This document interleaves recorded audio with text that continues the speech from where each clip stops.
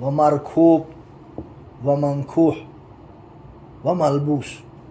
این دنیا یا خوردنی است یا آشامیدنی است یا پوشیدنی است یا بوییدنی است یا سوار شدنی یا همون نکاح کرده گرفتنی. اصلی همین دنیا همین میگه لذت دنیا. میگه که فافضل طعامها العسل. بهترین طعام این دنیا میگه همین عسل است. در صورتی که میگه این آب دهن یا مگس است. آب دهن گفته است اونجا حضرت. بهترین نوشابه همین دنیا میگه بهترین نوشابه آب است. در آب همه برابرند. پوچور هم آب میخوره، اونم کرمک هم آب میخوره. اسبی بادپور هم آب میخوره و خر هم آب میخوره. همه برابرند در پیشش. بهترین پوشیدنی میگه حریر است، ابریشم. این بافته یک کرمه میگه، یک کرمه ابریشم میشه. این دنیا اینه میای. بهترین بوییدنیش میگه مشک از موش میشه. بسیاری موشورا ایمی چی بسیاری مشکورا ای اوهونه ای نوفای اوهونه ایمی اندات رو نور کوا ایمیو میگرفتیان. اونو یک چیزک دورانم تا میبرونن کو برای پوست شدوی نم بسته و او تاثیرش نکنه. همونا میگیرن مشک تیار میکنن. و هی دم فعره میگه. خون فعره موش ای موش میشه میگه. بهترین سواری میگه همین اسب. در پشت اسب مردای مرد پشت اسب شهید میشوند. در پشت اسب کشته میشوند. و روز اگر هم بهترین سوار شدنی ماشین باشه، این قواریه که میشوه و این مردم دعواری میبره در یگان جنگ روی دنیا همین قدر مقصد که چیزو نیست. و میگه بهترین نکاح کرده گرفتنی زنه. همین معامله بین مرد زنه ببینه داخل شدن یک شوشدون در شوشدون دیگه. برای میگه این دنیا کیروی نداره که برای این دنیا این قدر غم بخوری. دنیا زن است اشوگر دلستان ولک با کس بسر همه نبرد عهد شوهری. آبیشتنه که این همه فرزند زاد و کشت دیگر کی چشم دارد از اون مهری مادری. این بیوهی که ایق فرزند از زاد و کشت میگه حالی تا همین مهری مادری را تا معدوری. این بیوه جهان که تو را ساخت است خر بیگانه می بجوید و میلش به شوی نیست. این در خیسه شو نیست، فقط بیگانه طلب میکنه. حضرت صلی الله علیه و سلم گفت که الدنیا ملعونتون ملعون ما فیها الا ذکر الله و ما والاه او عالما او متعلما. روایت ابن ماجه است، در سنن امام ترمذی هم همین اومده است که حضرت گفت دنیا ملعون است و لعنت گرفتار شدگی لعنتی خدا. هر چیزی در دنیا هست همش ملعون است مگر ذکر الله. هر چیزی وابسته به ذکر است، یعنی نماز و روزه و طاعت و عبادت و سخن خوش نیک. عالم و متعلم، یعنی عالم کسی را میگن که دیگران را تعلیم میده. متعلم آدمی را میگن که امور را میآموزه و امور را عیقد میکنه. این دنیا دیگه هیچ چیزی نداره که اصلش بگیری. انا امام غزالی میگه که در خبر اومده است فردا روز قیامت خداوند میگه که دنیا را بیاره. همین دنیا را میارن با صورت یک کمپیری بید دندانی پوچلهی میانش کوز زدگی.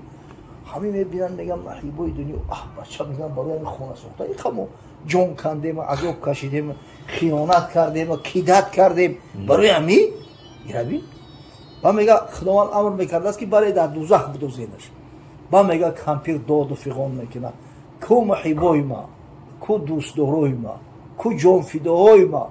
بعد میگم خطیش هم شریکاش و رفیقاش و محیباش همش میبرن درم یک کمی رجوع میکنن. حقیقتا عجیب دنیا هایده. این خونه سوخته دنیا هم یک چسبک شیرینی داره آدم جلب میکنه. نه که یک در دو مشغل تیدی دیگه خلاص خورده نمیتونی. هر کی هست از فقیه و پیر و مرید یا زبان آوران پاک نفس چون به دنیای دون فرود آمد به عسل در بیمان پای مگس. همین دنیایی نبینن که عسل هست. هر کسی نباشه میگه بلند پرواز هم که باشه. همین شیخ بلند پرواز وقتی هم لوی عسل در کشیش میقپش پوش قپی دیگه ای پری پرواز میمونه ای سرش دیگه میمونه. حضرت گفت این دنیا ضربت مثلا لابن آدم، به شک همین دنیا برای فرزند آدم یک مثل است. خدای تعالی ایران یک مثل، یک ضرب المثل پیشنهادش کرده است. فانظر ما تخرج من ابن آدم و این قزحه و ملحه الی ما یسیر. نگاه که میگه که همین طعام میخوری، لذیذترین طعام اینقدر پریپراوش استفاده کردن، بعد چند بچی مبدل میشود، میره میبروریش ایوده چیزی نجیسی بدبوتر رشته. انا ما نمی دنیا های میگم، همون چیزی که میبروری نمی دنیا های. سبحان الله. اگه مردای خدا کسی که همین را فهمید جان به سلامت بود، نجات یافت. نه که کسی نفهمیده در دام دنیا غلطید خلاص شد دیگه، خلاص شد. همین در زمان خلافت حضرت عمر شهر مدائین گرفتن. مدائین پایتخت امپریای فارس ها بود. همون زمان قوی ترین و کلانترین امپریای دنیا. وقتی گرفتن میگه شهر مدائین همین قدر آوردن حسابش گم. پوچوی چی اسپید نکرده برام. حتی تاج شب و لباس های فخیرش هم تمامدگی تای لباس شب خوراک پرید گریخ برافت. یزدیگر رسید. همه در دستی همین مسلمان ها غلطید. گرفتن آوردن. من میگم همین ریختن خراشیدگی و حسابش گم. یک قالین به دست قالین بهاوستان میگن. به درجه کلان که در دنیا مثل اون قالین کلان نبوده است. انا پتوش غوث در همون قالین چند هزار بریلیانت استفاده بودن. در زیب زینتش در همون جای کم جایی که صورت نقش میکردن چشماش های بریلیانت چند هزار بریلیانت فقط در همون قالین استفاده شده. این حضرت دید گریست حضرت عمر و پروردگارو همین نعمت ها را به حبیبت محمد صلی الله علیه وسلم در دنیا ندادی. با ابوبکر صدیقی با خاک پای او بشیم همین نعمت ها را ندادی. در مدد استی خدای تو را امتحان میکنی. بعد امر کرد سپیسکا کنه گفت سپیسکا کرد. این همین باری اول پنسیون فوند که مثلا برای دستگیری یتیما و فقیرها از امروز زمان حضرت عمر شروع شده است. سپیسکا کنه گفته بگیره تقسیم کنه که من همین را نبینم یا دینارش را نبودم در بین مردم تقسیم کنم. از جمله قولینی بدوایی برای گفتن حضرت نمیشه وقتی خودمون یک قصر کردیم همونجا پرتیم ایگو امر کرد همین تخمین همین چینی جوی نماز همین تا بریدن میون صحابه را گفت همش بگیره انا چی کنه روی خط کنه و بهشو تقسیم کنیم بتین به هر کلمش چینی جوی نماز تقسیم کرده حضرت است. سبحان الله. بعد صندوق شدن در پیشش که تاج کسرا، دستپانه های کسرا، لباس های فخیراش همه در هم یک صندوق. همه لباس های پوچو را گرفتن در صندوق دوختیان و روی کردن. همون را وقتی دید یادش همون قصه کی اومد. سبحان الله. در وقتی که رسول خدا صلی الله علیه و سلم از مکه مکرمه به مدینه هجرت میکرد براش پریز اعلان کرده بودند که هر کسی که مقصد حضرت مرده یا زنده شه بیاوه یا خبر مبته ایجاش 100 شتری سرخموش میته. همه دیگه همه در جستجو بودن همه طرفا میگفتن کرده بودند که هر کسی که مقصد حضرت مرده یا زنده شه بیاوه یا خبر مبته ایجاش 100 شتری سرخموش میته. همه دیگه همه در جستجو بودن همه طرفا میگفتن همطوری براش پریزی ایست شتری سرخمو برای عرب از همه مال قیمت بهاترینش این همش همه لکسوس های 570 دایده بگیم. و یک شخصی بود با نام سراقه ابن جعشم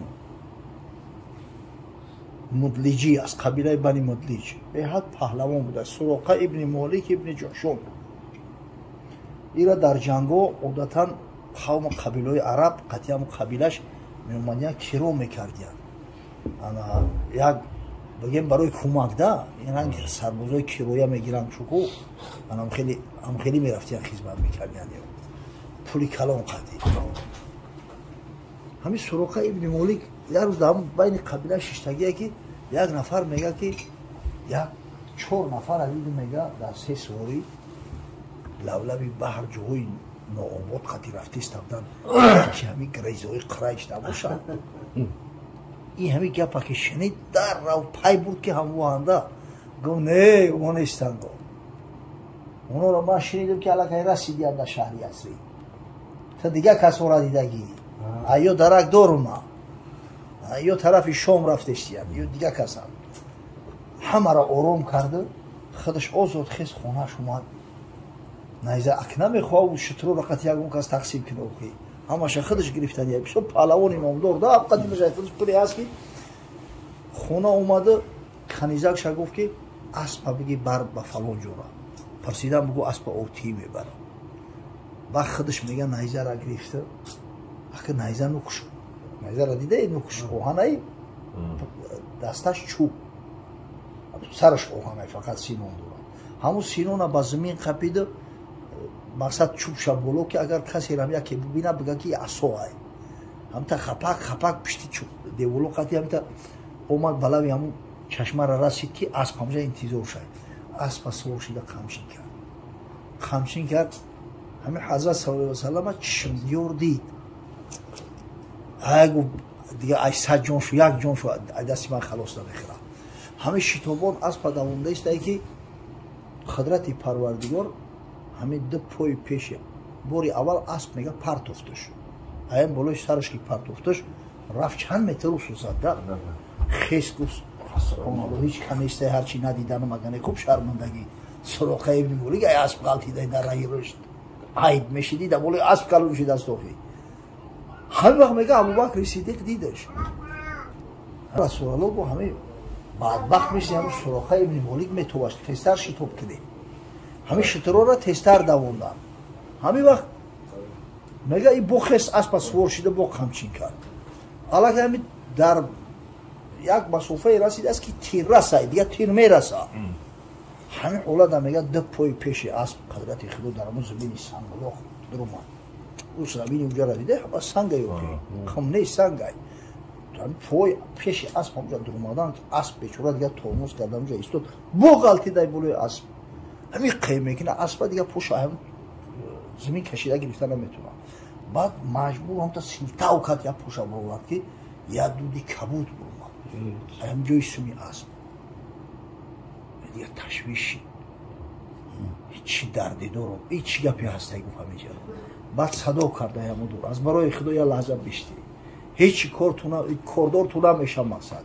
من در جان شما یکان قصد ندارم التماس بسته و حضرت گفت خوب استیم چی میگم یا ابوبکر گفت این بدبخت گفت یک همین راهزنی گردنگیری بدبخت های این عجب نه بخاطر همون پریزم را تعقیب کرده است بیو بریم ولی دیر نشده است راه بگیریم بریم نه گفت بستوری چی میگه گفت مردی خدا قسم خورده است بعد نزدش اومدن در بالای شتر سوار بعد گفت که از سوال دارم التماس سوال ما درست جواب بده بعد گفت تو محمد قرشی حضرت گفت بله گفت سبحان الله گفت من سروقه ابن مالک ابن جعشم من به طلب شما که اومده بودم نه که بعضی چیزایی را دیدم که همین نیتم گشت جرأت ندارم دیگه التماس گفت یک کاغذک در بنویسینم که من سروقه ابن مالک در این همین موضع به شما وا خوردم و شما همین تماره که نوشته دو دینم و حضرت ابوبکر گفت یا ابوبکر بنویسش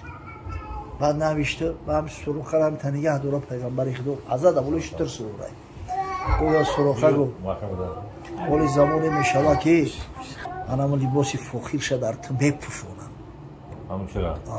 کمربند چه اونم کمربندی پوچورا در میان میبندن اما سروقه را گفته است در صحرای حجاز در تی افتاب گرم این مردک نگاه کرد گفت یا را افتاب داده است این بچه کس را کجا و کجا اومده که این پیریا دارن اوخی و یک دولتی کلون ای کجا تختی تاجی کس رو به من میرسه و کمربندی کس رو همه در تی افتاب رفتن یا را افتاب زده است هیچی دیگه نگفت قیصه کوتاه این حضرت را خشونه گرفتن رفتن این سروقه ابن مالک با برگشت به قبیلش اومد اخیرالامر سروقه را مسلمان شید الان زمان خلافت حضرت عمر در وقتی که همون صندوق پاچویی را وقتی که شد همون را دید همین دیاد داشت شنیده بوده این قصه را از حضرت ابوبکر صدیق گفت سراقه را بریم بیارین کو رفتن که مسافر چی دیگه سراقه بعد آورده شد بعد فرمید گفت که تاج در سرش مونید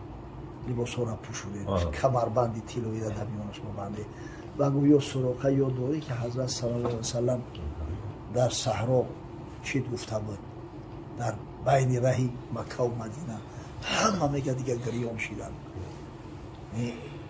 تاج و تخت کسرا این مقصد که این تاریخ عجیب داره همین مولا را وقتی در نزد حضرت عمر آوردن ریختن خیلی گریش میگه گفت پروردگار تو مرا امتحان کردستی این نعمت ها را به حبیبت ندادی و برای که میدونستی که حبیبی تو هرگز این نعمت ها پیغمبر را مقصد که نمیتونن که بخی جلب کنن با صدیق ندادی و برای صدیق به درجه ایمان قوی داشت که پیغمبر خدا صلی الله علیه و سلم میگه اگر ایمانی تمام دنیا را در یک پله ترازو مونی و ایمانی ابوبکر صدیق در پله دیگرش ای همه قوی تره وزنی تره اکمر امتحان کرده سی پروردگار هم بیچاره که مرا دیده مقصد حالی را من امتحانت خلاص نشیدم همه شب بگیره تقسیم کنه بده همه را میگه تقسیم کردن مشکورا گفت که بگیره خونش آورد همون زن شب و کمیزورا و گفت که بگیری همین مشکورا تقسیم کنیم تاری رزمیر کنیم بتین بیوزن دا بتین مردم دا بتین و این زنش میگیره هم استفاده میبره و دستاش آلوده میشه و هم دستای آلودهش بوی مشک میکنن همون را میگیره در لباسوش میشکه وقتی همه را میبرن که این حضرت میگه که کافرش بوی مشک کردست این چی بوی میگه که جو گرفتی ایران میگم دستم آلوده بود گرفته در لباسوش شکیده زود میگه برای لباسو تا دیگه که سر لباس تا دیگه که سر لباس دیگه میگیره همیو لباسوی را که مشک دست که زرش دستوش توزه کرده است در زمین در بالای خاک میپرتویه و با درجه سمش میکنه پری خاک میشه آن که میگه انشالله گم شید مشکش گم شید که بر بشوش بپوشوش این خیلی مردای خدا بودن در سبحان الله عجب میخونیم تاریخ های برا خیال میکنیم افسانه